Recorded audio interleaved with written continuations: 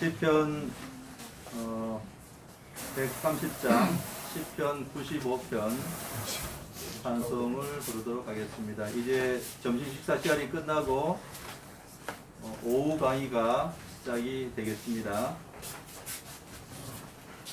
오라 주께 노래하며 구원의 한 손을 향해 주님께 즐거이 외치자. 우리가 감사함으로 그 앞에 나가면서 시로 즐거이 주 찬양해. 여호와는 크시도다. 그는 하나님이시라. 그 모든 신들보다 크신 왕이기 때문이로다. 땅 깊은 곳과 산들에 산 높은 곳 그의 것이라. 그가 바다 만드시고 육지도 그 손지었네. 가오라 우리가 굽혀서 여호와께 경배하며 우리를 지으신 주님 여호와 앞에 무릎 꿇자. 그는 우리의 하나님. 그 기르시는 주 백성 주를 보시는 양이로다. 너 주의 음성 듣거든 물이 맘마사 날같이 내 맘을 완악하게 말라. 그때 너희 조상들이 나 행한 일 보고서도 날 시험하고 조사했다. 내가 40년 동안 그 세대인의 근심에 그 세대인의 근심했다. 근심하여 이르기를 마음이 미혹된 백성 내 길을 알지 못한다 해. 난 노해 맹세하기를 그들은 나의 안식에 못 들어온다 하였도다. 네, 이제 점심시간이 끝나고 오후 강의 시간이 되었습니다. 어제부터 시작해서 한국교육주의 설교연구원 설립 28주년 기념 세미나 하나님 은혜 가운데 잘 진행되어 왔고요. 그동안에 또 강의와 설교를 통해서 많은 은혜를 받았습니다. 이제 아쉽게도 마지막 강의 시간이 되었습니다. 제가 먼저 기도하도록 하겠습니다. 은혜롭고 자비로우신 하나님 아버지, 주님의 사랑에 감사를 드리옵나이다. 죽을 수밖에 없는 저희 가련한 인생들을 하나님께서 불쌍히 여기셔서 예수 그리스도를 통하여서 구속하여 주심을 참으로 감사드리옵나이다. 참으로 저희들 이 땅을 살아가는 동안에 홀로 내어버려 두지 아니하시고 또 하나님께서 세우신 교회 안에 저희들을 두사 말씀으로 양육을 받으며 자라날 수 있도록 인도해 주시는 것을 감사드리옵나이다. 코로나 시대 가운데 온라인으로 이처럼 세미나를 통하여서 또한 개혁주의 신앙을 또 가르칠 수 있는 좋은 시간 주신 것을 감사하옵나이다. 이제 둘째 날 또 마지막 강의를 또 저희들이 듣게 되겠사옵나이다. 하나님께서 은혜를 베풀어 주옵시고 특별히 양현표 교수님 바쁜 가운데도 이렇게 오셔서 저희들에게 좋은 강의를 해 주실 것입니다. 하나님께서 이 시간 함께하여 주옵시고 강의를 통하여서 큰 은혜 받는 시간 되게 하여 주옵소서. 예수님의 이름으로 기도하옵나이다. 아멘. 예, 이 시간에 총신대학교 신학대학원 실천신학 교수님으로 수고하고 계시는 양현표 교수님께서 오셔서 코로나19 이후 개혁주의 교회 복음 전도와 교회 개척이라는 제목으로 강의해 주시겠습니다.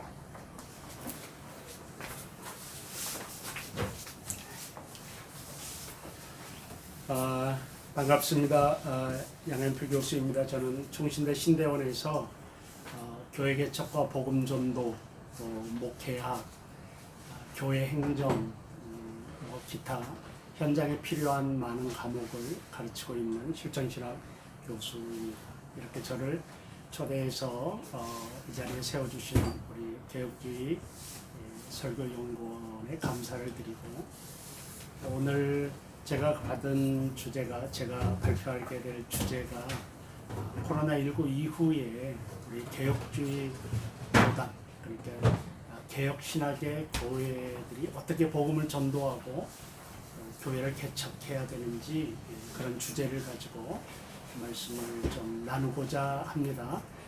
제게 주어진 시간이 1시간 정도여서 사실 여러분 강의안을 보게 되면 많은 내용이 기록되어 있습니다. 그래서 요약할 것은 요약하고요, 또 읽을 것은 읽어가면서 이렇게 오늘 시간을 좀 같이 나눠봤으면 좋겠습니다.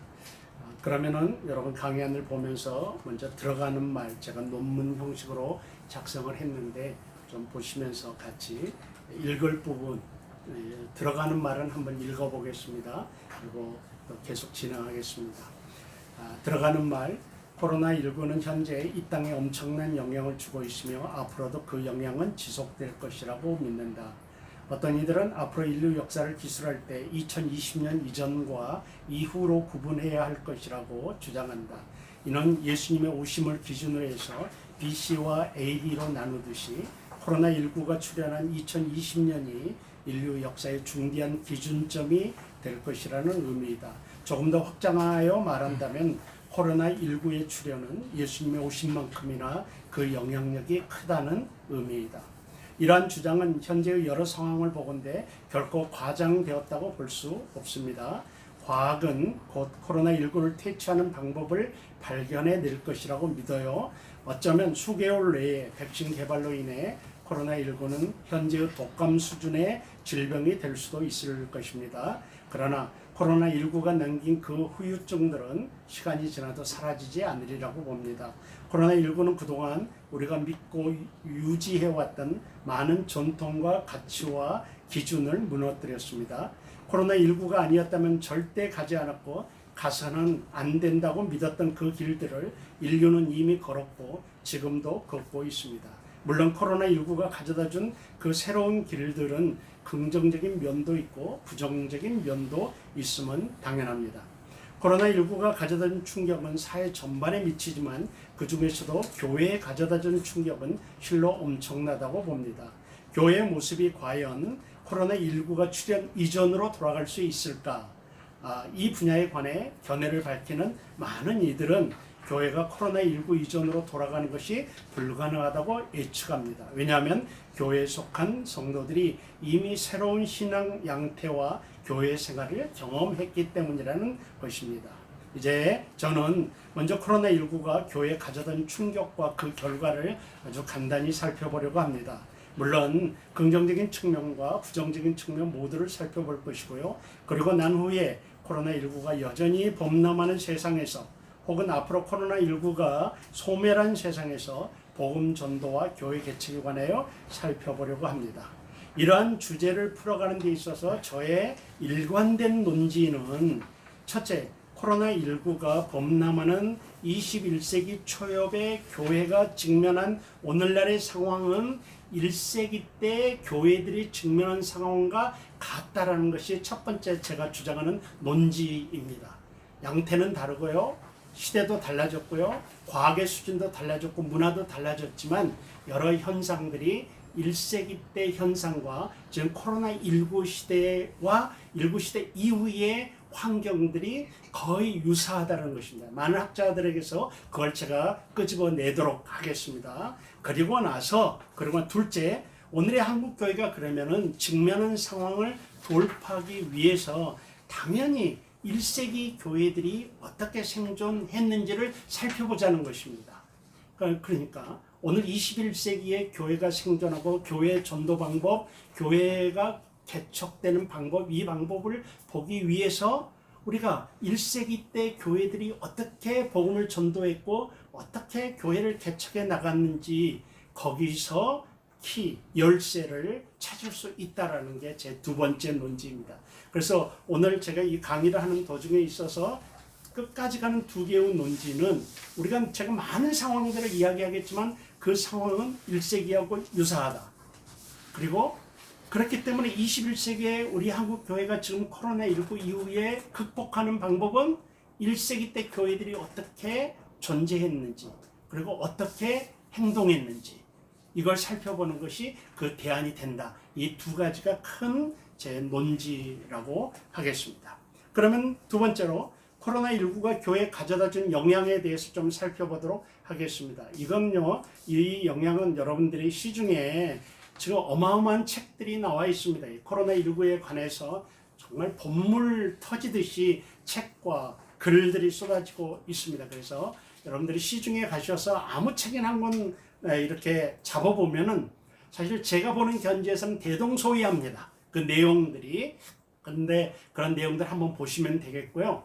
그런 것들을 좀 참고를 해서 제가 코로나19가 우리 한국교회에 지금 가져다 준 그 몇 가지 영향들을 좀 분석을 해봤습니다. 그걸 간단히 오늘 이 강의의 그 중요성은 뒷부분에 있기 때문에 앞부분은 이렇게 간단히 제가 좀 넘어가도록 하겠습니다.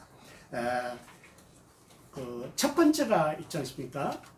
교회가 견지한 신학적 확신과 전통을 붕괴시키고 있습니다. 코로나19가. 그러니까 그동안 교회가 우리 보수교회들 또 많은 교회들이 붙잡고 있었던 많은 신학적 확신과 전통이 있었습니다. 그런데 코로나19가 이 신학적 확신과 전통을 무너뜨렸습니다. 그러니까 과거에는 결코 양보할 수 없다고 여겨졌던 것들이 지금은 교회 안에서 버젓이 코로나19라는 이유로 인해서 지금 실행되고 버젓이 행해지고 있다는 것입니다.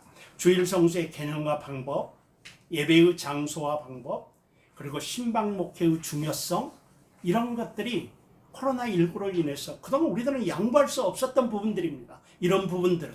그런데 코로나19라는 이름 하에서 버젓이, 그리고 공공성이라는 이름 하에서 지금은 다 바뀌어가고 있습니다. 예배를 집에서 소파에 앉아드려도, 헌금을 계좌이체로 해도, 소그룹 모임을 갖지 않아도, 목회자가 신방을 하지 않아도 전혀 문제가 없는 세상이 돼버린 것입니다. 물론 이런 새로운 양태들에 대한 신학적 검토가 당연히 필요합니다. 근데 지금은 그 신학적 검토를 할 여유가 없습니다. 왜? 코로나19라는 게 너무 다급하게 교회를 이렇게 몰아가고 있기 때문에 전통적으로 우리가 붙잡고 있던 교회 안에 많은 가치관들이 지금 무너지고 있는데 거기에 대해서 신학적 검토도 안 되고 있고요. 좀 당황스럽게 끌려가고 있는 그런 것이라고 하겠습니다. 두 번째는요, 그러다 보니까 성도들의 신앙 생활, 교회 생활이 세속화가 이루어지고 있습니다. 여러분, 세속화를 어떻게 정의할지 모르겠지만 일단은 일반적인 개념의 세속화를 생각하십시다. 성도들의 신앙생활과 교회 생활에 세속화가 부추겨지고 있습니다. 굳이 교회 가지 않아도 된다는 그 편리함과 자유함에 성도들이 익숙해지고 있습니다. 비대면 예배의 편리함에 익숙해지고 있습니다. 전통적인 교회 가르침에 의문을 갖기 시작했습니다.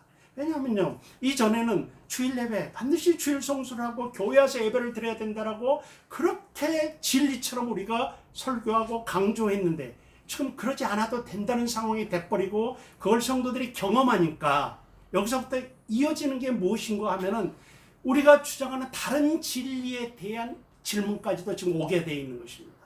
아니, 당신들 이게 진리라며. 근데 지금 우리가 이렇게 하고 있어도 어쩔 수 없는 거 아니야? 그러면 다른 진리들에 대해서도, 교회가 가르치는 다른 진리에 대해서도 묻는 것입니다. 그렇다면 이건 어떻게 되느냐?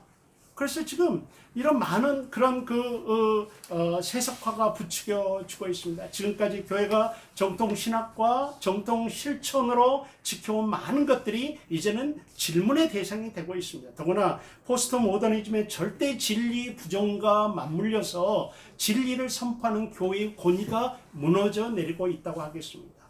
사실은 이런 문제들은 그동안 지나치게 형식화되고 외형화된 교회의 전통과 제도의 거품이 제거되는 긍정적인 측면 또한 있습니다. 긍정적인 측면 또한 있습니다. 그동안. 그러나 본질적으로 교회가 그동안 선포했고 유지해왔고 교회가 붙들었던 많은 것들이 질문의 대상이 되고, 성도들은 이런 지금 삶에 아주 편안함 이꼴 세속이라고 본다고 하면은 많은 면에서 세속화되고 있다라고 생각이 됩니다. 세 번째, 코로나19가 교회에 준 영향 중에, 부정적인 영향 중에 하나는 교회의 국가에 대한 종속성이 강화되고 있습니다. 지금 교회가 국가에 종속되어 있습니다. 원래 교회와 국가의 서로 간의 관계는 지배 종속 관계가 아니라는 것입니다. 사실 우리 개신교회의 출발점은 정말 국가로부터 독립하기 위한 게 굉장히 컸거든요. 그래서 프리 처치라는 말이 있지 않습니까? 얼마나 많은 교회들이 국가로부터 벗어나기 위해서 투쟁해 왔고, 제가 알기로는 청교도도 그 중에 하나이고요. 그런데 그래서 참 예민한 관계거든요. 적어도 이제 제가 가지고 있는 신학적 결론에 의하면 교회는 국가에 대해서 복종과 저항 두 가지 면을 같이 가야 된다고 생각을 합니다. 그래서 국가에 복종해야 되지만 국가가 하나님의 뜻에 어긋나는 길을 가게 되면 저항해야 된다는 것이죠. 이 두 가지 측면이 있어서 교회와 국가는 첨예한 관계, 진짜 많은 신학적 주제가 돼서 지금까지 오게 됐는데, 이 코로나19가 지금 우리 한국 교회를 국가에 종속시키는 동기가 되고 있습니다. 그래서 교회와 국가의 관계에 중대한 변화를 가져오도록 했다고 봅니다. 공익이라는 이름으로, 전염병으로 인한 국가적 위기라는 이름으로 교회의 국가에 대한 종속성이 강화되고 있습니다. 사실 국가에 의해서 교회가 통제되는 것은 지금 누구도 지금 말 못하고 있죠. 공익이라는 이름으로, 방역이라는 이름으로. 그러나 상당히 위험한 결과를 가져올 수가 있습니다. 역사적으로 봐서도 그렇고요. 이 교회가 국가에 의해서 컨트롤됐을 경우 참 상당히 위험한 경우가 옵니다. 그래서 사실은 제가 알고 있는 이 개신교 이 흐름에 의하면은 국가로부터 어떤 혜택도 받지 않으려고 합니다. 그래서 국가로부터 교회가 특별한 혜택을 받는 순간 우리는 국가에 빚을 지게끔 되어 있거든요. 그러니까 많은 개신교단들이, 유럽이나 미국의 개신교단들이 국가에서 혜택을 주려고 하면은 왜 그 혜택을 주느냐라고 이렇게 질문하게 하는 게 있습니다. 그만큼 교회와 국가는 서로 이렇게 영역 주권에 의해서 서로 포개질 수 없는 부분이 있는데, 지금 이제 코로나19로 인해서 대한민국의 교회들이 국가에 종속되는 경향이 나타나고 있습니다. 네 번째로, 코로나19가 교회에 준 부정적인 영향을 보게 되면은 교회의 대사회적 이미지를 악화시키고 있다는 것이죠. 교회가 코로나19의 진원지로, 요즘에 어제 오늘 이번 주에 더 지금 그게 심해지고 있습니다. 그래서 교회가 코로나19의 확산 진원지라는 의식을 이렇게 세상에 지금 확산되고 있고요. 또 코로나19를 바라보는 그 교단과 또는 뭐 교파 간의 관점의 차이가 있지 않습니까? 그런데 이 관점의 차이가 세상 사회 속에서는 교회들 간의 싸움으로 비춰집니다. 갈등으로. 그러므로 말미암아 교회가 더 이미지가 나빠지게 되고요. 또 하나는 국가의 통제에 대한 저항으로 비치게 됩니다. 그러니까 우리는 어떤 신학적인 가치관이 교회와 국가 간의 관계가 있지만은 세상에서는 교회는 당연히 한 나라의 한 기관에 불과하거든요. 근데 그 한 기관이 자기네들이 잘났다고 정부하고 대결하는 모습을 보이거든요. 이게 이제 세상 사람들 눈에는 교회가 국가에 저항하는 모습으로 보이죠. 그들 관점으로는. 그러므로 말미암아 교회 이미지가 세상 사람들이 점점 나빠지고 있습니다. 그리고 또 한 가지는 교회가 우리가 좀 전략을 좀 잘 세웠으면 좋겠어요. 근데 많은 교회들이 정부에서 교회를 뭐 예배를 금하게 하고 무슨 모임을 금지하고 그러니까 교회 쪽에서 나오는 전략 중에 하나가 왜 술집은 그만 놔두냐? 왜 유흥업소는 놔두면서 교회만 하느냐? 제 소견으로는 있지 않습니까? 여러 자료들을 보면서 제가 느끼는 건데 아주 안 좋은 전략입니다. 안 좋은 전략이에요. 그래 당연하죠. 그들은 놔두면고 교회만 간섭하는 것처럼 보이죠. 그러나 이것이 전략적으로 있잖아요. 가장 낮은 단계의 전략 같아요. 같이 물고 들어가는 거거든요. 같이 물고 들어가는 것이에요. 그러면 그게 된다고 했을 때 사실은 유흥업소를 문을 열어주는 게 문제가 되긴 하지만 그들이 유흥업소에 관련된 백성들, 그들의 친구들, 그들과 관계된 사람들, 이런 사람들은 교회가 자기네들 먹고 사는 거 막는다고 생각하게 되죠. 이게. 그러니까 우리가 전략적으로 조금 가장 낮은 차원의 전략을 접근하는 것 같아요. 각 교단의 책임자들이. 그래서 그런 식이 아니고 그렇게 끌어들이고 우리가 무슨 일을 할 때 왜 쟤는 놔두고 나는 나만 갖고 그러냐 해서 이 사람을 잡고 들어가는 것은 가장 쉬운 전략이에요. 그렇지만 가장 낮은 차원의 전략이거든요. 이로 인해서 교회 이미지가 사실은 그들 세계에서 세상 속에서 점점 나빠지고 있다라는 것이죠. 이런 것들 물론 우리는 세상에 눈이 아무리 따가워도 양보할 수 없는 것들이 교회에 물론 있습니다. 그렇지만 여기에는 지혜로운 전략들이 좀 필요하다고 저는 생각을 합니다. 그래서 교회의 대사회적인 이미지가 악화되고 있습니다. 또 기타 새로운 트렌드들이 형성되고 있는데요. 온라인에 익숙한 젊은이들의 교회 이동이 심화되고 있습니다. 지금은 온라인으로 예배를 드리니까 클릭해서 온라인으로 설치해서 교회를 찾아가는 반면에 성도가 없이도 영향력이 있는 설교가가 등장할 가능성이 커졌습니다. 왜냐하면 이 시대에 자기가 온라인 설교를 하는 거니까 직접적인 몸과 몸이 부딪히는 목회가 없이도 내 성도가 없이도 내 교회가 없이도 영향력을 행사하고 인기 있는 그런 인터넷 온라인 목사들이 등장할 가능성도 커졌습니다.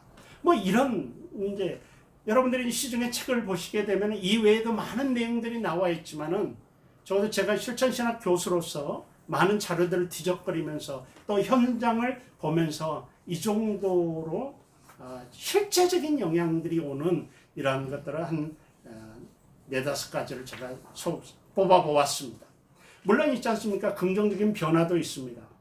긍정적인 코로나19가 가져던 긍정적인 변화 그건 뭔가 하면은 제가 즐겨 표현한 신학적인 거품 그러니까 본질에 왜곡되어 있는 본질을 덮고 있는 수많은 거품들이 좀 제거되는 조그만 계기가 되지 않을까 그런 생각을 합니다. 그래서 첫째가 교회는 건물이나 장소가 아니라 사람들의 모임인 공동체라는 사실이 조금 더 강조되지 않을까. 또 지나치게 조직과 비즈니스 측면이 강조된 교회 구조가 유기체적인 구조로 좀 돌아갈 수 있는 본질로 돌아갈 수 있는 계기가 되지 않을까. 또 예배의 본질이 영과 진리임이 좀 이렇게 강조되고 회복되는 계기가 되지 않을까. 또 주일 성수가 있는데 주일 성수의 율법주의적 준수가 참된 신앙이 아니라는 사실도 정말 주일 성수의 참된 개념이 회복되는 어떤 계기가 되지 않을까. 작은 모임, 즉 두세 사람, 성경에 나와 있는 두세 사람이 있는 곳, 그런 작은 모임의 가치가 회복되는, 우리 한국교회에서 특별히 회복되는 그런 계기가 되지도 않을까. 그래서 어떤 면에서는 지금 우리 한국교회가 조금 왜곡되어 있는 그런 본질을 덮고 있는 껍데기를 좀 벗겨내고 그 본질을 들여다볼 수 있는 그런 계기가 조금은 될 수 있다는 점에서 코로나19가 긍정적인 측면도 있습니다. 그러나 대부분의 코로나19가 교회에다 가져다 준 것은 제가 생각에는 부정적인 면이 상당히 크고, 앞으로 이제 이런 경험을 하고 이런 영향이 코로나19가 제거되고 다 없어졌다 했을 때 다시 다 이런 부정적인 영향이 회복될 수 있을 것인가? 올리브 교회의 모습으로 우리가 잡았던 본질적인 교회 모습으로 다시 돌아갈 수 있을 것인가? 라는 질문을 던졌을 때 쉽게 대답할 수 없겠습니다. 갈 수 있다. 이 상황이 지나면은 옛날 우리들의 교회, 한국 전형적인, 한국의 전통적인, 한국의 그 보수적인 교회로 돌아갈 수 있겠는가? 라고 질문했을 때 저는 쉽게 그렇게 할 수 있다 라고 말하기는 어려운 것 같습니다. 왜냐하면 이미 너무 많은 것을 경험해 버린 거예요. 너무 많은 것들을 누려버린 거예요, 지금. 그러니까 특별히 저는 다음 세대들에겐 걱정이 너무 많습니다.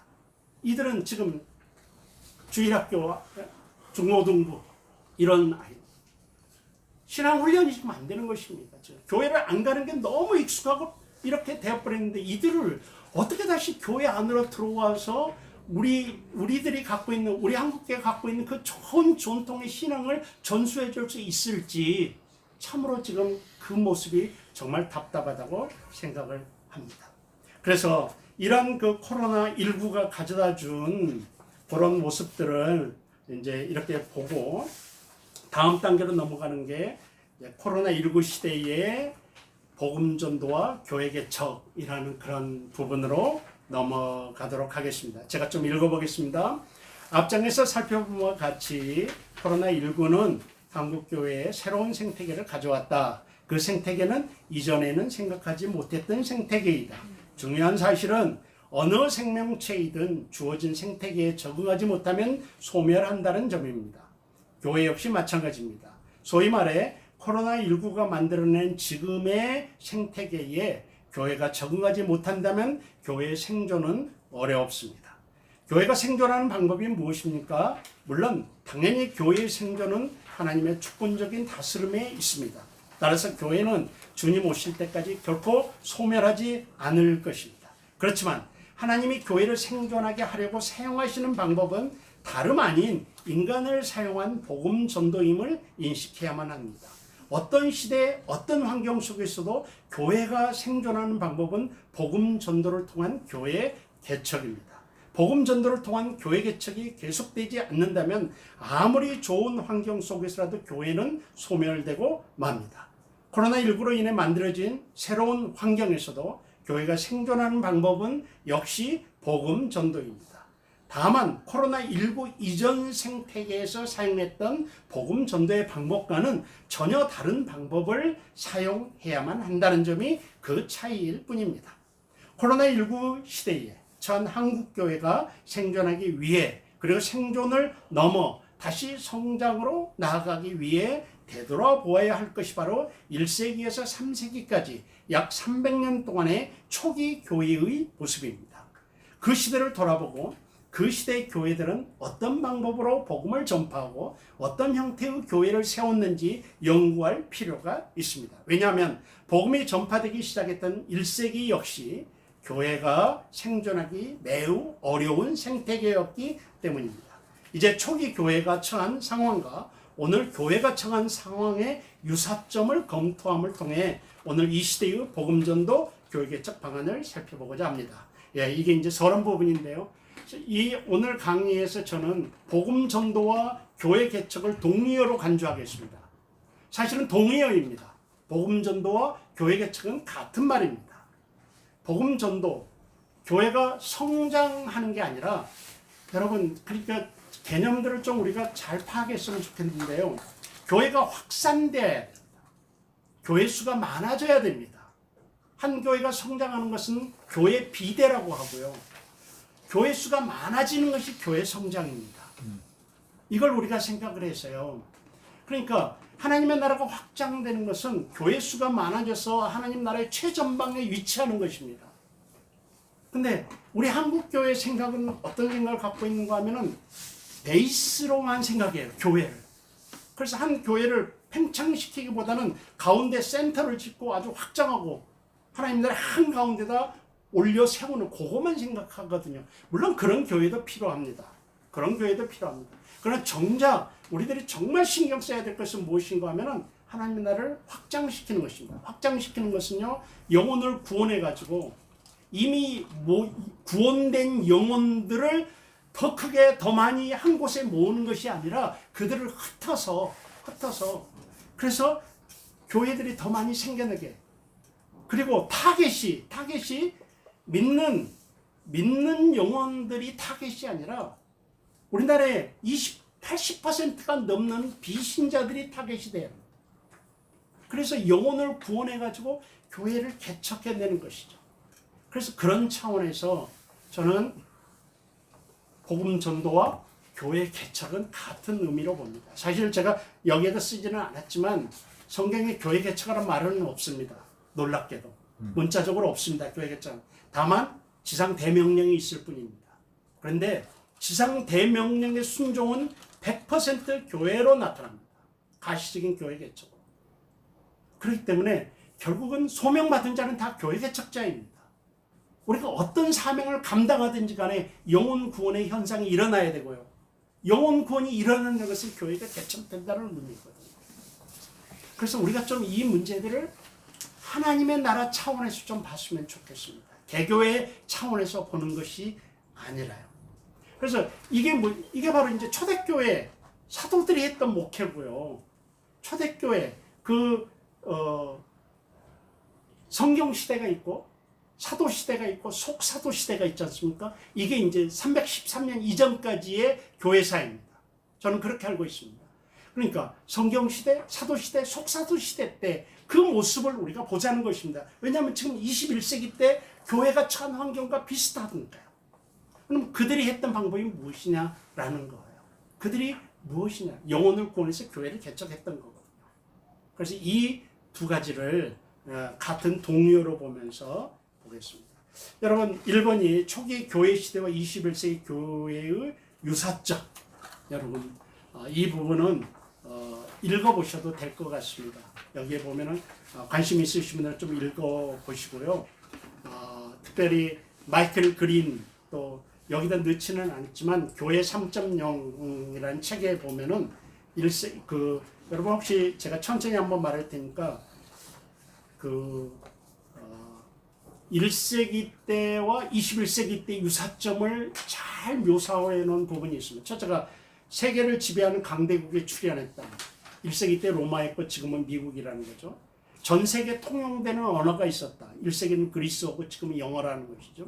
지구촌을 하나의 공동체로 만드는 기술 문명이 발전되었다. 1세기 때는 도로의 발달이었고 지금은 인터넷의 발달이라는 것이죠.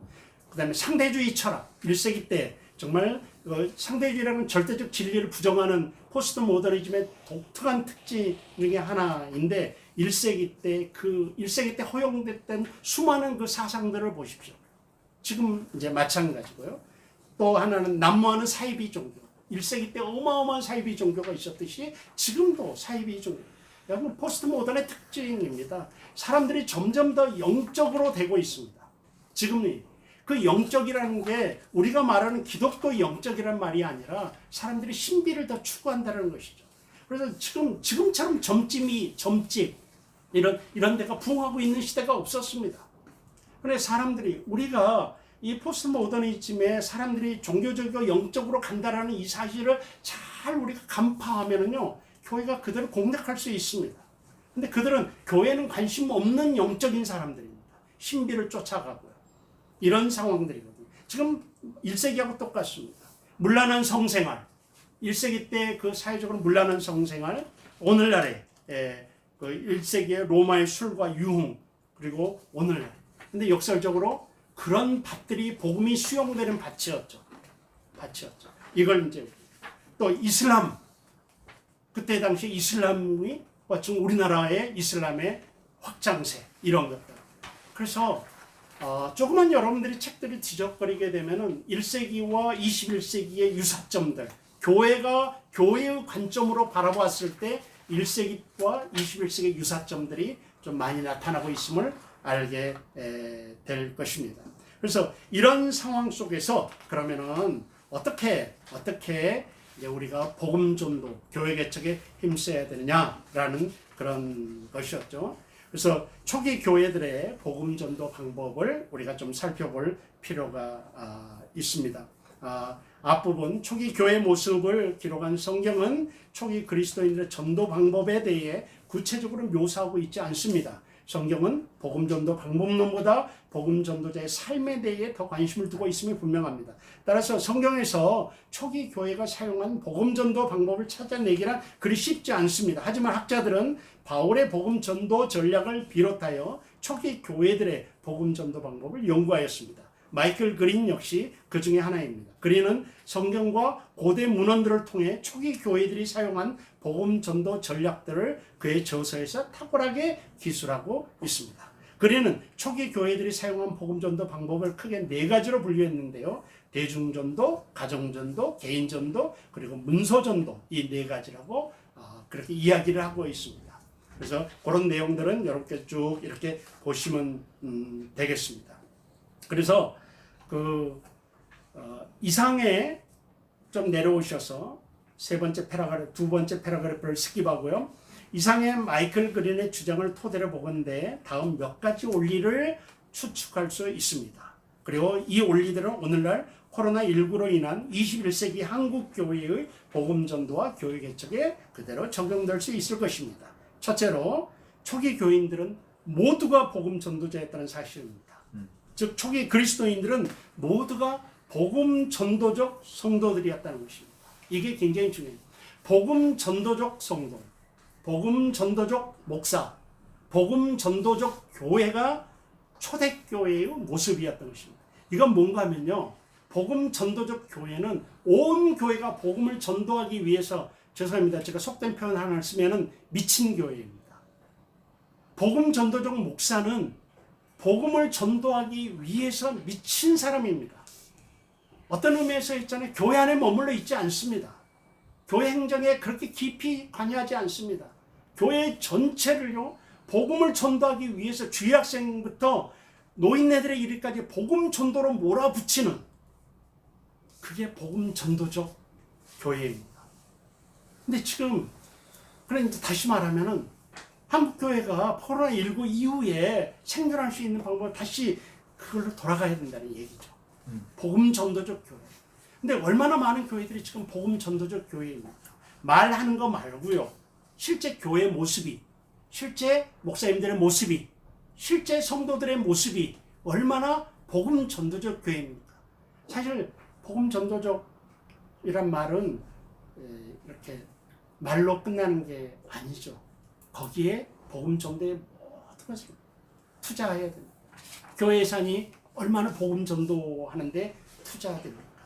우리 교회는 복음 전도적 교회다. 말로 슬로건으로 아무리 해도 소용이 없을 것입니다. 거기다 교회 예산의 대부분이 들어갔을 때, 그러니까 그 교회 색깔은 그 교회 예산이 쓰여지는 곳이 그 교회 색깔입니다. 말과는 다르게 슬로건으로 교회 앞에 뭐 표 딱 그려놓은 것과 다르게 그 교회 실제로 예산이 어디에 쓰이느냐, 이것이 그 교회 색깔인 것입니다. 근데 복음 전도적 교회는요, 온 교회가 그렇게 이렇게 쓰이는 것입니다. 여러분, 일상교회라는 책이 있는데요, 팀 체스터와 스티브 티미스가 쓴 책인데, 그 일상교회에서 이렇게 말하고 있습니다. 거기에는 1세기 교회를 의미합니다. 거기에는 아무런 대단한 전략도, 대중 매체도, 주도적인 인물도 없었다. 그것은 일상의 교회와 일상의 선교라는 평범한 남녀들의 풀뿌리 운동이었다라고 했으며, 핍박의 위협 앞에서 평범한 그리스도인들은 복음을 들고 로마 제국을 중행으로 다녔다 라고 주장하면서 그 결과 처음 몇 세기 동안 교회가 놀랍도록 성장했다라고 이야기하고 있습니다. 그래서 첫째 1세기의 교회들은 복음 전도적 교회들이었다. 복음 전도적 지도자들이었다. 둘째로 초기 그리스도인들은 자신들이 처한 그 삶의 현장을 복음 전도의 장소로, 그리고 삶을 복음 전도의 도구로 사용했다는 것이다. 스탁은 초기 교회의 성장에 관하여 말하기를 로마 제국에 기독교가 공인되던 312년 당시 로마 제국 총 인구의 10%가 교회 소속이었고, 이전 3세기 동안 교회는 통계상으로 매 10년마다 평균 40%씩 증가했다고 주장했다. 그런데 특이한 점은 당시에 눈에 띌 만한 전도 프로그램이 없었다는 사실이다. 교회가 집중했던 것은 신자로서 단지 어떻게 살아야 할지, 공동체 생활은 어떻게 하는 것인지에 대해 고민하고 가르쳤을 뿐이다. 실제로 그들은 오늘과 같은 전략적인 복음 전도를 하지 않았다. 그러니까 삶이 곧 교회였다라는 사실을 이야기하고 있습니다. 뒤에 가서 좀 더 보충을 하겠지만, 결국 코로나19 시대 때 대면 사회가 끊어지고 비대면 사회가 가고, 이 비대면 사회를 우리가 지금 경험한 이 상태에서 결국은 교회가 생존하고 교회가 하나님 나라가 확장되는 방법은 삶밖에 없다는 것입니다. 결국 복음 전도의 방법은 내 삶에서 보여주는 것이다. 삶을 통한 복음의 선포예요. 셋째로 초기 그리스도인들은 복음 전도의 장소로 중립지대를 사용했다는 점입니다. 그들은 중립지대에 과감한 대화와 토론을 사용했습니다. 즉 교회나 기독교 신앙이 지배하는 장소가 아닌 감옥, 법정, 거리, 강둑, 시장, 서원 등에서 오픈 논쟁이나 대화를 통해서 전도했다는, 물론 이건 다분히 그 시대의 문화를 이용한 것입니다. 그렇지만 중립지대, 제3의 지대를 사용했다는 것이죠. 오늘날 우리들은 성과 속을 너무 문자적으로 이원론적으로 구별해가지고 교회는 선하고 교회의 영역과 세상의 영역을 지나치게 구별하는 경향이 있습니다. 그러다 보니까 이 사람들을 교회라는 곳으로 데리고 와야만 되는 거예요. 근데 그게 쉽지 않습니다. 지금 불신자, 이 비신자의 세계에서. 그래서 1세기 때 사용한 사람들의 방법은 자기가 있는 현장에서, 시장에서, 그리고 어떤 공적인 장소, 신앙적인 장소도 아니고 세속적인 장소도 아닌 어떤 공적인 영역에서 복음을 선포하는 그러한 모습들이 있었다는 그런 얘기죠. 그래서 그런데 이런 장소들을 사용하는 것이 당시에 특별한 전략은 아니었습니다. 열린 장소, 공간에서 논쟁 및 토론을 통해 새로운 사상이나 혁신을 소개하고 주장하는 방법은 당시 일반적인 로마 문화였습니다. 이 말인즉슨 초기 그리스도인들은 당시 사회적 전통과 문화적 관습을 복음 전도 위에 사용했다라는 것입니다. 그래서 이런 큰 원리, 그들 1세기와 21세기는 당연히 다릅니다. 지금 환경이 완전히 다릅니다. 그러나 우리가 봐야 될 것은 그대로 가자는 게 아니고, 왜냐하면 상황이 다른데 어떻게 그대로 가겠습니까? 그러나 그들이 사용한 원리는 오늘 우리 시대에 적용할 수 있다는 것입니다. 우리 시대 환경 속에서. 그래서 이렇게 가장 기초적이고 새로운 것이 아니지만, 첫째는 모두가 다 복음 전도에 미쳤었다. 두 번째로는 그들의 삶의 현장을 삶을 통한 복음을 선포를 했다. 셋째로는 그들은 두려움 없이 그들의 삶의 현장들, 중립지대를 사용했다. 이런 것들이 당시 이제 초대교회의 모습, 300년 이전의 교회들의 모습이었다는 것이죠. 그러면은 이제 이런 원리를 이제 우리 시대로 한번 가져와서 몇 가지 제가 제안을 드리려고 합니다. 이런 원리를. 그러면 오늘 코로나19 시대에, 그리고 포스트 코로나19 시대에 어떻게 그러면은 교회가 복음 전도와 교회 개척에 나가야 될 것이냐. 분명한 것은 전통적인 우리 한국 교회의 교회 개척 방법, 이게 코로나19 이전에도 작동을 안 한 건 사실이에요. 작동 안 했어요. 전통적인 방법이. 그런데 코로나19 때나 19 이후에는 아예 무용지물이 될 것 같아요. 제가 좀 심하게 말하면. 그래서 새롭게 시작해야 됩니다. 그리고 그 관점을 교회가 소수였고, 교회가 변방에 위치했고, 그리고 크리스텐덤이란 말이 있는데, 크리스텐덤 이전이니까 교회는 항상 소수였고, 교회는 항상 정착민이 아니라, 거주민이 아니라 여행각 같은 위치였고 소수였고 마이너였고 변방에 위치했고 세상 사람부터 손가락질을 받았고 이상한 사람들로 취급받았던 그 시대, 그 시대를 돌아보면은 지금 우리들이 많은 목사님들이 부정하고 아직도 우리가 기독교가 우리나라의 주류 어쩌고 그렇지만 실제로는 우리는 완전히 마이너 그룹으로 가 있거든요. 지금. 그럼 우리 기독교 인구가 어떻게 됐냐 이제 18.9%인가요? 아니 18.2%인가요 지금? 그리고 따지고 보면요, 그러니까 길거리 10명 중에 2명도 교회를 안 다니고 있습니다 지금. 근데 그 18. 몇 %에도 정부에서 2015년에 조사한 거거든요. 그러니까 그건 각자가 나는 크리스찬이다라고 고백한 사람들이 다 체크한 거거든요. 그 안에 이단도 들어가 있고요, 가난한 교인들도 들어가 있고요. 그러니까 학자들이 말하기로 실제 정상적인 교회를 다닌 사람은 16% 정도로 보고 있습니다. 다 빼면. 그럼 16%는 10명 만나면 2명도 교회를 안 다니는 이 세상입니다. 지금 우리나라가. 완전 비신자의 나라거든요. 우리나라가. 기독교는 완전 마이너입니다. 옛날에는 영향력이라도 마이너가 아니었습니다. 그렇지만 지금은 영향력에서도 마이너가 있습니다. 이걸 이제 영어로는 포스트 크리스티애니티 에라라고 합니다. 탈 기독교 시대, 후기 기독교 시대라고 합니다. 이거. 그러니까 이런 사회 속에 살면서 아직도 우리가 의시되고 마치 채권자처럼 복음을 전할 수 있는 입장이 아닙니다. 우리가. 그래서 이제 그런 시대, 1세기가 바로 그런 시대였으니까.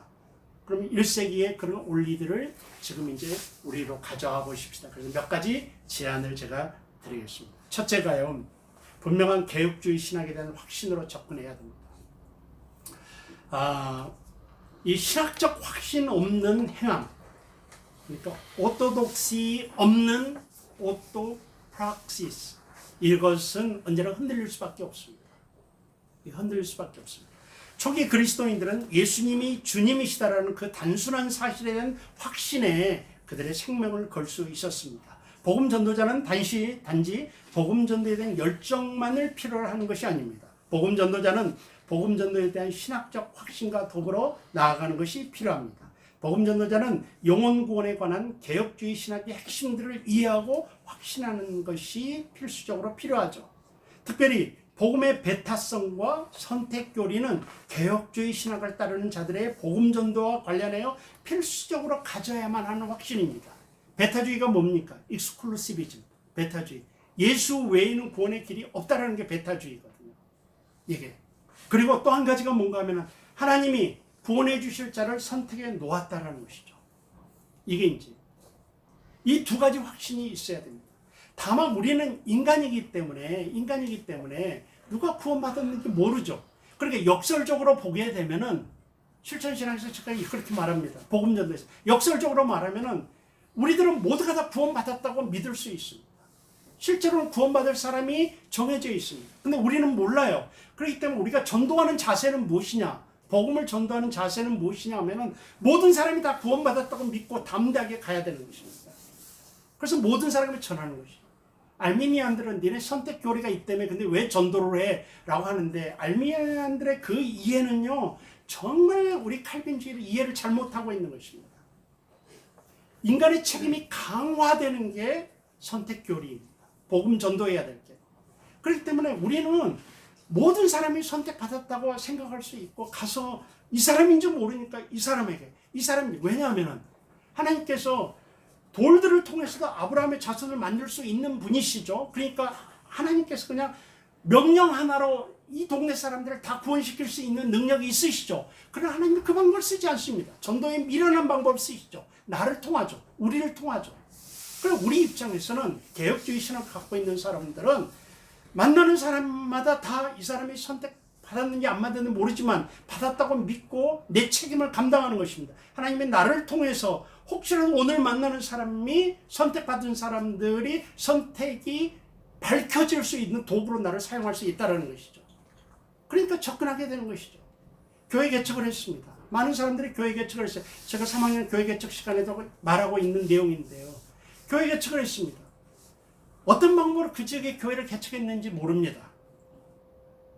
뭐 경제적인 여건 때문에 아니면 특별해서 여기밖에 장소가 없어서 맞습니다.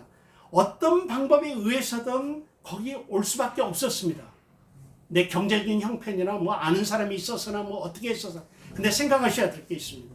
하나님이 그냥 보내셨겠습니까? 내 환경을 통해서 글로 보내셨지만 하나님이 그냥 보내시지 않았습니다. 우리 개혁주의는 그렇게 생각해요. 하나님의 주권이 있기 때문에 그냥 보내시지 않았습니다. 그러면 우리가 신학적인 확신이 필요한 게 뭔가 하면은 하나님이 나를 이곳에 보내셔서 어떤 이유든 이쪽에 보내셔서 교회를 세우게 하신 것은 내가 세운 교회를 통해서 구원시킬 선택된 사람들이 교회 주변에 포진하고 있다고 믿는 게 개혁신학입니다. 개혁주의 전도학 관점입니다. 그냥 보내지 않은 거거든요. 그래서 가서 전하는 것입니다. 근데 많은 교회 개척자들이 교회 개척해놓고 교회 안에서 기도만 합니다. 하나님 보내주시옵소서. 정말 하나님도 곤란할 것입니다. 하도 보내달라는 사람이 많으니까.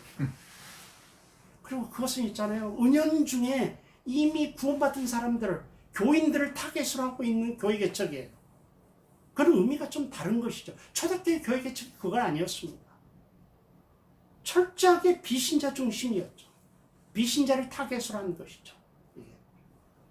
그래서 사실 블루오션은 80%가 넘는 비신자입니다. 우리 기독교의 블루오션은 20% 갖고 우리가 서로 나눠 먹게 하는 것이 아니라요. 이게 그런 내용입니다.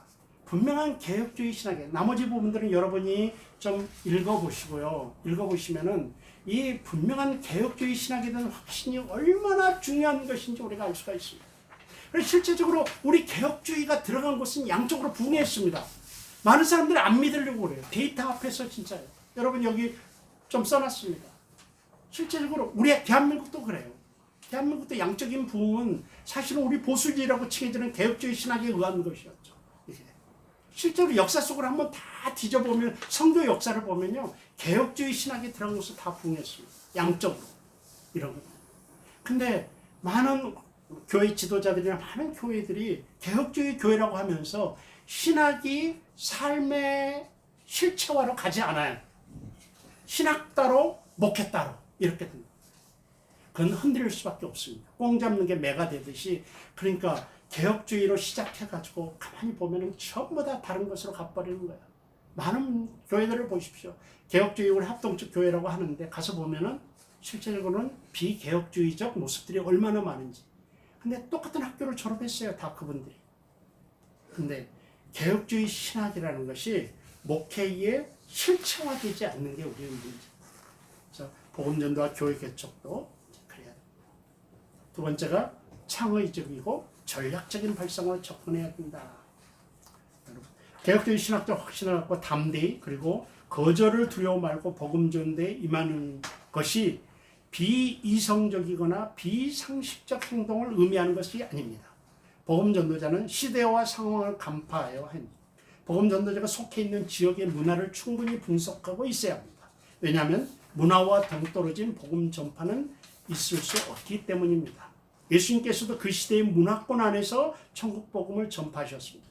시대를 읽고 문화를 이해하기 위하여 복음 전도자는 이성을 사용하고 일반 은총 영역의 여러 지식과 수단을 사용할 수 있어야 합니다. 그래서 이 시대에 복음 전파자, 교회 개척자는 참으로 전략적인 면이 있어야 됩니다. 많은 분들이 전략 그러면은 우리 개혁주의 신학이나 보수주의 교회와는 관계가 없는, 마치 전략하면 인간의 전략이고 하나님의 어떤 섭리나 주권이나 인도하심은 이건 무시하는 것 같은 굉장히 인본주의처럼 생각을 하는데요. 하나님은 정말 전략가이십니다. 그 차원에서 성경을 한번 보십시오. 하나님은 대단한 전략가입니다. 나아가서 하나님이 사용하신 사람들은 대단한 전략가들입니다. 그리고 하나님의 주권과 섭리라는 큰 우산 아래서 인간이 자기 책임을 다하는 것, 하나님이 우리에게 주신 지혜를 사용하는 것, 이런 것들이 전략입니다. 그렇기 때문에 하나님의 섭리와 주권 아래서 우리들은 내 삶을, 내 책임을 다해야 됩니다. 실제로 있지 않습니까? 이 극단적인 예를 하나 들면은 똑같은 신학교를 졸업하고 똑같은 나이에 똑같은 문화권에서 똑같은 지역에서 똑같은 시기에 똑같은 투자를 해서 교회를 개척했습니다. 한 교회는 되고 한 교회는 되지 않습니다. 3년 후에. 이유가 뭐라고 생각하십니까? 그들이 기도하지 않았어요? 그러면 그들이 믿는 하나님이 달라서요? 저는 그렇게 생각하지 않습니다. 하나님은 동일하십니다. 사람이 다르기 때문입니다. 목회자가 다르기 때문입니다. 그래서 이 목회자의 다름이 큰 결과를 가져옵니다. 이 측면을 좀 고려하셨으면 좋겠습니다. 복음전도와 교회 개척에 있어서도 여기서 뭐 정확한 전략을 이야기하고 이 시대를 이야기하고 그러지는 않겠습니다만은 마음만 먹으면 얼마든지 공부할 수 있습니다. 자료는 넘쳐납니다. 근데 그걸 보지 않습니다. 그리고 기도만 합니다. 좋습니다. 기도하는 자세 좋습니다. 하나님의 인도하심 바랍니다. 교회 개척할 때. 그리고 전도할 때. 좋습니다. 그런 믿음 어디에 있겠습니까? 그런데 자칫 잘못하면 갬블링이 될 수 있습니다. 도박이 될 수 있다는 것입니다. 그래서 이런 것들을 이 하나님의 일을 하는 수많은 교회 개척자들, 복음 전도자들이 그 일이 땅 위에서 이루어지고 있다는 사실을 염두에 뒀으면 좋겠습니다. 땅 위에서 생존해야 되는 땅 위에서 그러다 보면은 하나님의 주권과 섭리가 있지만 그 아래서 인간이 창의적이고 전략적인 발성으로 접근할 필요가 있습니다. 이런 부분에 대해서는 이제 여러분들이 제가 화두를 던집니다. 도전을 합니다. 그래서 여러분들이 공부를 하셔야 됩니다. 그럼 어떤 전략으로 어떻게 접근하고 교회 개척자처럼 공부 많이 해야 되는 사람이 없습니다. 한 주간 산에 올라가가지고 산기도 끝내고 나서 하나님이 교회 개척하라고 보내셨다고 해서 덜컥 시작할 수 있는 게 교회 개척이 아닙니다. 물론 그런 분들도 있겠죠. 그래서 잘 되는 케이스도 있겠죠. 그러나 특별한 케이스는 우리의 모델이 될 수가 없습니다. 특별한 케이스는 우리의 모델이 될 수 없습니다. 하나님이 일반적으로 하시는 그 일이 우리들의 모델이 됩니다. 모델이 됩니다. 근데 많은 분들은 특별한 케이스는 정말 특별하게 일어나는 일입니다. 특별한 케이스는 정말 특별한 분에게 하나님께서 특별하게 하시는 일입니다. 이게 보편적으로 일어나면 이건 특별한 일이 아니죠. 근데 많은 우리들이 하나님을 믿는 믿음의 근거에서 이 특별한 일만 사모하는 거예요. 특별한 일만. 여러분, 이제 제가 한 가지 말씀드리는 것은 목회하다 보면 내 일반적인 일이 특별한 일이 되는 케이스들이 대부분입니다. 특별한 일을 추구해서 특별한 일이 아니라 하나님의 소소한 간섭이 나중에 모아졌을 때 특별한 일로 간증이 되는 것입니다. 그럼 우리가 추구할 게 무엇이냐 하면은 제너럴한 현상들을 우리가 봐요. 하나님이 일반적으로 일하시는 현상을 우리가 봐야 됩니다. 하나님이 일반적으로 일하시는 케이스는 내 발품을 팔았을 때 일어나는 일들이 대부분입니다. 내 책임을 다했을 때, 내가 현장에서 정말 열심히 전도했을 때 이런 일들이거든요. 그래서 이런 것들을 우리가 좀 그래서 접근하고 전략적이어야 된다. 세 번째, 성경이 가르치는 원리로 접근해야 된다. 네. 어려울 때일수록 본질로 돌아가야 한다는 말이 있습니다. 국가적인 위기 앞에서 선지자들은 언제나 백성들을 광야로 불러냈습니다. 이는 광야 생활을 기억하라는 것이었으며 본질로 돌아감으로 위기를 극복하고자 하는 그들만의 공식이었습니다. 종교개혁의 구호 역시 근원으로 돌아가자라는 아드폰테스였습니다. 코로나19 시대의 교회 개척자 역시 본질로 돌아가는 훈련을 해야 합니다. 꽁 잡는 것이 매다 혹은 뭐로 가도 서울만 가면 된다 식의 자세는 교회 개척자의 타당한 자세가 아닙니다. 교회 개척자는 성경의 원리 혹은 천국 윤리에 의해 행동해야 됩니다. 교회 개척자가 수단 혹은 앞에서 말한 전략만을 쫓을 때 분명 더 큰 위기가 찾아옵니다. 교회 개척자가 쫓아야 할 천국 윤리 몇 가지가 있습니다. 그런 것 내용, 복음전도 교회 개척이 비신자 대상으로 한다는 점은 부인할 수 없는 성경적 원리입니다. 비신자를 대상으로 하는 복음전도 교회 개척은 오늘날 만연하고 있는 한국교회의 많은 부정적 요소를 제거합니다. 이는 한국교회의 만연한 성장주의를 극복하게 하고요. 이는 목사의 역할을 목회에서 목양으로 돌아가게 합니다. 이는 건물 중심에서 사람 중심 교회로 돌아가게 하고요. 이는 교회 간의 경쟁을 막고 진정한 에큐메니컬을 이루게 합니다. 때문에 이 어려운 시절에 복음 전도자는 비신자를 대상으로 해야 한다는 성경적 원리를 적용해야만 합니다. 우리나라 국민 중 오직 19.7%만이 교인임을 기억하고 이 땅의 대다수인 비신자를 타겟으로 하는 교회 개척을 시도해야 합니다. 네 번째로 코로나19가 가져온 신앙 형태의 변화를 정확히 인지하고 접근해야 됩니다. 이미 이 글의 전반부에서 분석한 것과 같이 코로나19는 교회에 큰 충격을 주었습니다. 지금도 여전히 주고 있습니다. 교회 개척자는 그러한 충격을 진지하게 분석할 수 있어야 합니다.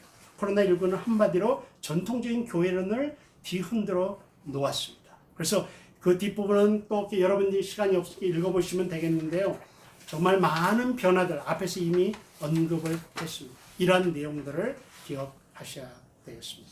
자, 구체적인 예를 네 번째에서 들었는데 이 부분은 사실 한 시간에 하기 양이 굉장히 많은 것이어서 이 부분은 여러분들이 공부하는 것으로 제가 남겨놓도록 하겠습니다. 구체적으로 일상을 목회 현장으로 사용하는 복음전도 교회 개척이어야 한다. 두 번째, 지역 교회를 세우는 복음전도 교회 개척이어야 된다. 또 세 번째, 교회가 선한 이웃이 되는 복음전도 교회 개척이어야 한다. 다른 내용들은 많이 있지만 마지막으로 교회가 착한 일로 이제 1세기 때 가장 특징이 그렇게 핍박을 받고 성폭질을 받아도 그들은 있잖아요. 착한 삶을 살았어요. 이게 착한 삶을 살았다라는 그런 내용이거든요. 그래 여러분, 제임스 화이트라는 사람이 오늘날은 선포만 갖고 되지 않는다 이렇게 이야기했어요. 이 불신자, 이 종교 없는 이 세상, 종교 없음의 세상에서 이제는 종교가, 거기는 이제 종교 전체를 말했지만 기독교라고 이야기하면 기독교가 복음을 전할 수 있는 방법, 사람들을 교회로 오게끔 할 수 있는 방법은 복음 선포로만 되는 것이 아니라 대의 명분이 같이 가야 된다. 대의 명분.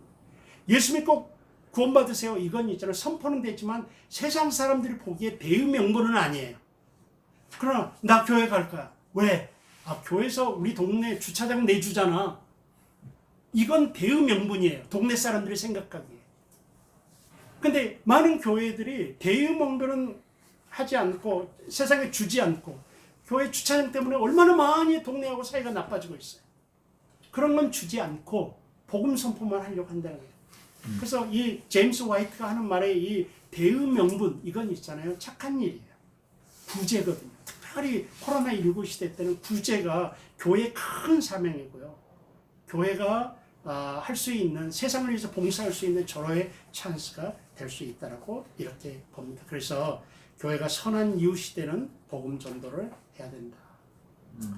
여러분 뭐 뒷부분을 너무 읽고 지나가서 죄송한데 여러분들이 강연을 한번 보시면 충분히 알 수 있으리라고 좀 자세히 써놨습니다. 나가는 말을 하겠습니다. 마지막에 코로나19는 오늘 한국 교회에 이전에 경험하지 못한 생태계를 조성하였다. 이제 교회는 이 생태계 안에서 살아남아야 한다. 이처럼 생존이 문제가 되는 위기 상황은 과거 1세기 교회들이 처했던 상황과 같다고 하겠다. 그러기에 1세기 교회들이 어떻게 살아남았는지를 살펴보는 것이 필요했다. 교회가 살아남는 방법은 다름이 아니라 복음 전도로 인한 교회 개척이다. 다른 방법은 없다. 물론 하나님께서는 돌로도 아브라함의 후손을 만드실 수 있는 분이다. 즉 초능력적으로 교회를 생존케 하실 수 있는 분이라는 의미이다. 그러나 역사 이래 하나님은 그런 초능력적 방법이 아니라 사람을 통해서 전도라는 미련한 방법을 통해서 그 일반적인 하나님의 섭리를 통해서 교회를 생존케 하셨습니다. 1세기 교회들은 그 사실을 알았기에 복음 전도에 헌신했습니다. 교회가 생존하는 방법은, 즉 이 시대의 복음 전도 교회 개척의 방법은 사실 매우 단순하고 명료합니다. 그것은 본질에 충실하고 본질로 돌아가는 것입니다. 1세기 교회들이 보여준 사실이 바로 그 본질에 충실했다는 것입니다. 본질은 상황에 매이지 않습니다. 어떤 열악한 상황에라도 본질에 충실하다면 결과는 승리로 연결될 것입니다. 지금이야말로 한국 교회가 세속이라는 거품을 제거하고 조금은 거칠고 투박한 본질로 돌아가서 복음 전도와 교회 개척에 매진할 때입니다. 네, 감사합니다. 여기서 마치도록 하겠습니다. 자, 제가 기도 한번 하십시다. 하나님 아버지 감사합니다. 이 귀한 자리에서 이런 내용을 전할 수 있는 은혜를 주시고 기회를 주셔서 감사합니다. 이곳에 모이신 분들 그리고 온라인으로 이 강의를 듣고 있는 모든 분들에게 하나님 은혜를 내리시고 은총을 내리셔서 있는 그 현장에서 그 사역의 자리에서 많은 열매가 있고 영혼 구원의 역사가 일어나고 교회가 세워지는 귀한 역사들이 일어나게 하여 주시옵소서. 코로나19로 인해서 우리 대한민국이 매우 없이 어렵습니다. 세계가 어렵습니다. 하나님 긍휼히 여겨주시고 불쌍히 여겨주시고 이런 위기를 통한 주의 음성을 온 세상이 특별히 우리 한국교회가 들을 수 있도록 역사에 주시옵소서. 예수님의 이름으로 감사 기도드리옵나이다. 아멘.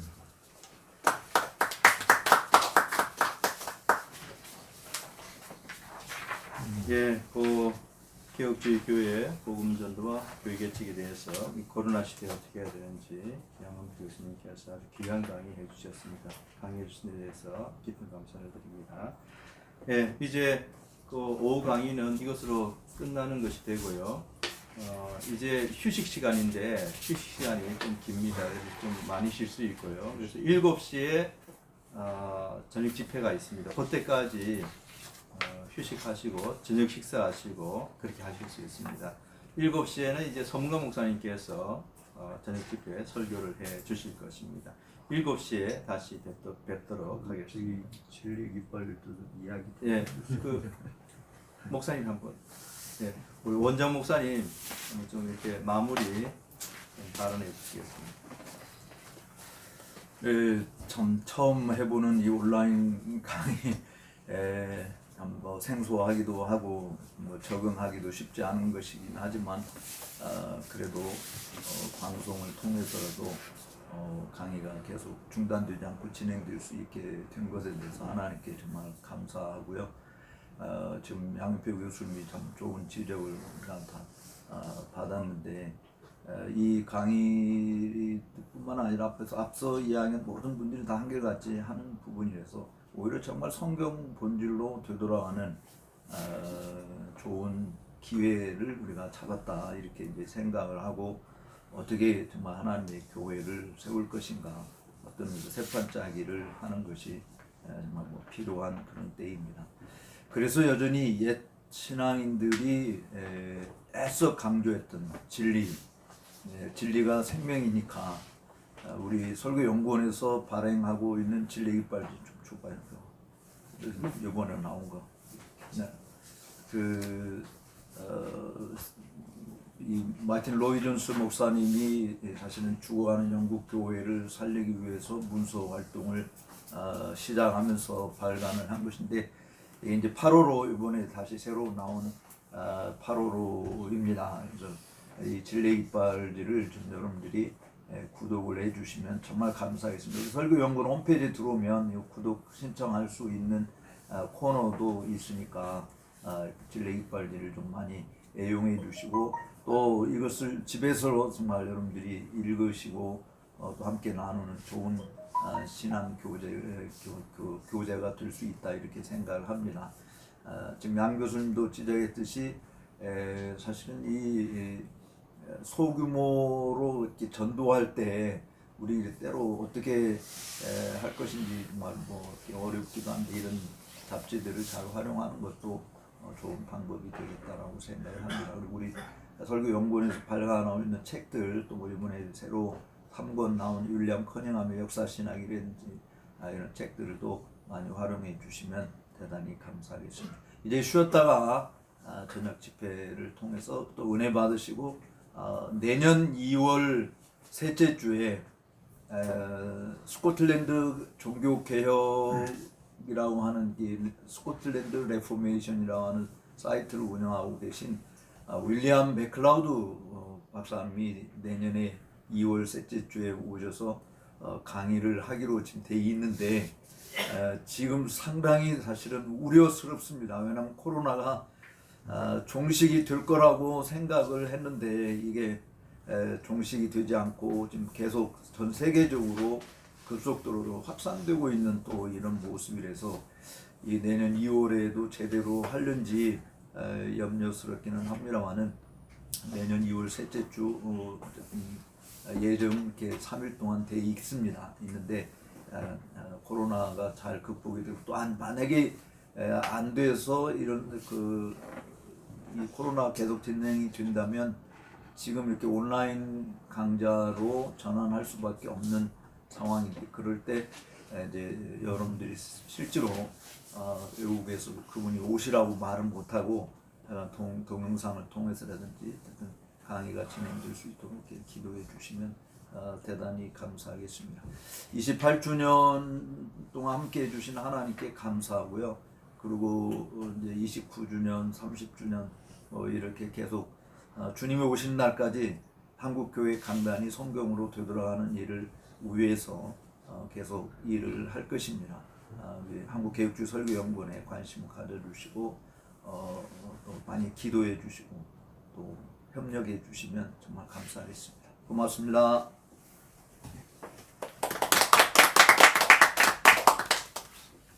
아이고. 감사합니다.